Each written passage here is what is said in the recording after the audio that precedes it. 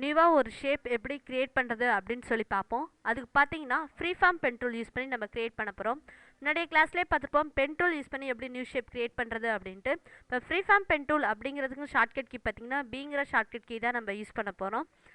இதில் பார்த்தீங்கன்னா இது எது மாதிரினா ஒரு பென்சில் மாதிரி. பென்சில் ப்ரெஷ் எல்லாம் பார்த்தீங்கன்னா நீங்கள் ஒரு ட்ராயிங் வரைகிறீங்க அப்படின்னா, இப்போ நீங்கள் ஒரு ஃப்ளவர் வரைகிறீங்க அப்படின்னா கலர்ஸ் நம்ம சேஞ்ச் பண்ணிக்கலாம். ஃபோர்க்ரவுண்ட் கலர் என்ன தேவையோ, இப்போ ஒரு ரெட் கலர் வேணும்னா நம்ம என்ன பண்ணிக்கிறோம், ரெட் கலர் போட்டு நம்ம வரைஞ்சிக்கிறோம்.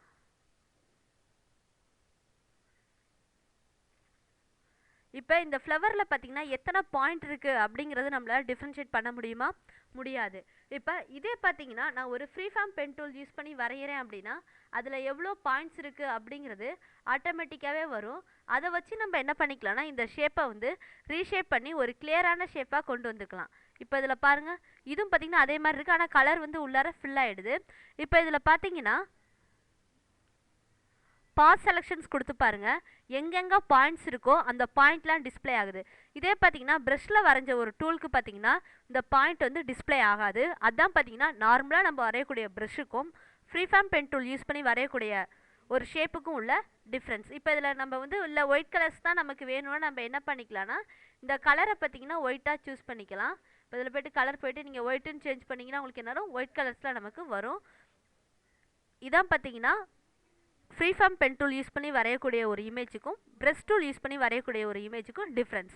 இப்போ நம்ம இதை ஃப்ரீஃபார்ம் பென் டூல் யூஸ் பண்ணி எப்படி மாடிஃபிகேஷன் பண்ணுறோம் அப்படின்னு சொல்லி பார்ப்போம்.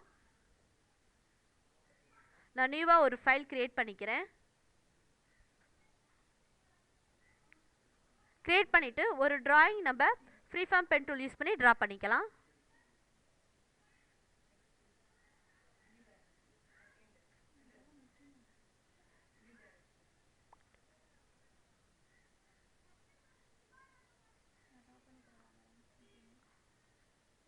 இப்போ இதோட கலர் பார்த்தீங்கன்னா நான் ஒயிட் கொடுத்துக்கிறேன், ஏன்னா அந்த நோடை அட்ஜஸ்ட்மெண்ட் பண்ணுங்கிறதுக்காக நம்ம இதை கொடுத்துக்கிறோம்.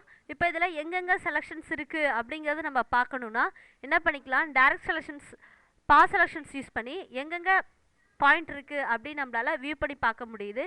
இப்போ இதை பேஸ் பண்ணி நான் என்ன பண்ணிக்கிறேன், டைரக்ட் செலெக்ஷன்ஸ் யூஸ் பண்ணிக்கிறேன். யூஸ் பண்ணிவிட்டு எந்த இடத்துல பாயிண்ட்லாம் ரிமூவ் பண்ணணுமோ அந்த இடத்துல ரிமூவ் பண்ண போகிறேன்.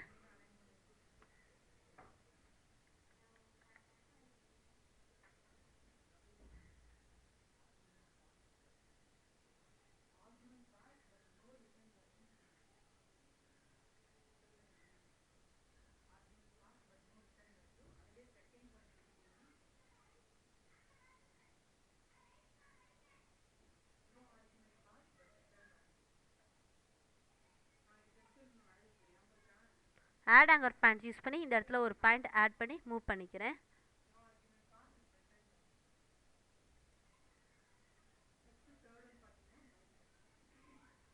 டெலிட் ஆங்கர் பாயிண்ட் யூஸ் பண்ணி நம்ம டெலிட் பண்ணுறதா இருந்தாலும் பாயிண்ட்ஸ் டெலிட் பண்ணிக்கலாம்.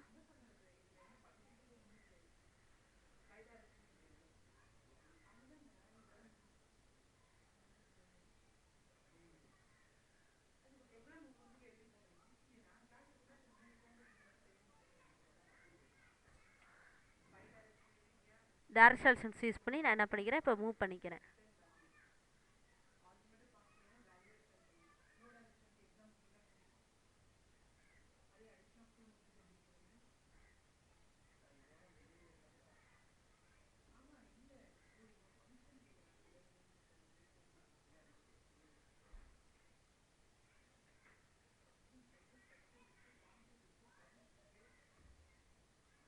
பாருங்கள், இந்த இடத்துல எனக்கு கொஞ்சம் வளையணும் அப்படின்னா அதுக்கு தகுந்த மாதிரி அந்த பாயிண்ட்டை பிடிச்சி நீங்கள் எந்த இடத்துல உங்களுக்கு வளையணுமோ அது மாதிரி கொண்டு வந்துக்கலாம்.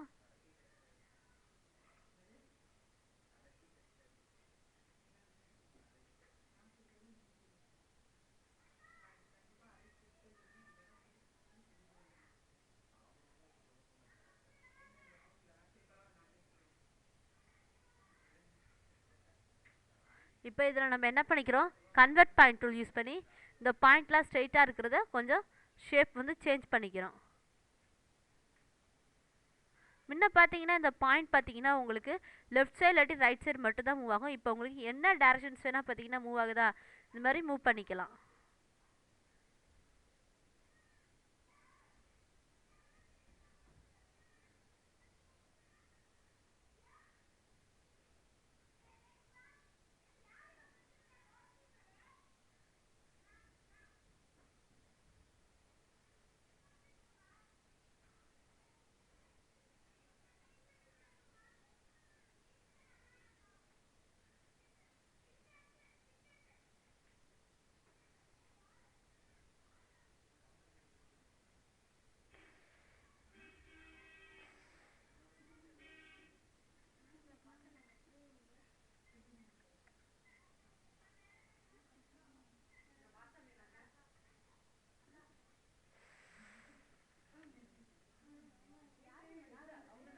இப்போ இது மாதிரி பாயிண்ட்ஸ் நம்ம போட்டுக்கலாம். இப்போ ஸ்டைல்ஸ் வேணும்னா நம்ம என்ன ஸ்டைல் வேணுமோ அந்த ஸ்டைல் சேஞ்ச் பண்ணிக்கலாம்.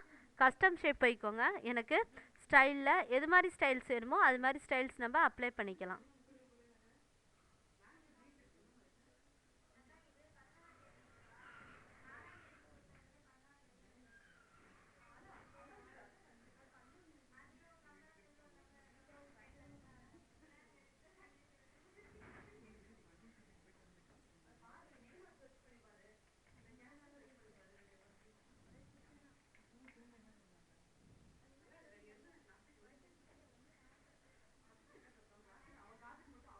இப்போ இது மாதிரி இமேஜ் வந்து நம்ம ட்ரா பண்ணிக்கலாம்.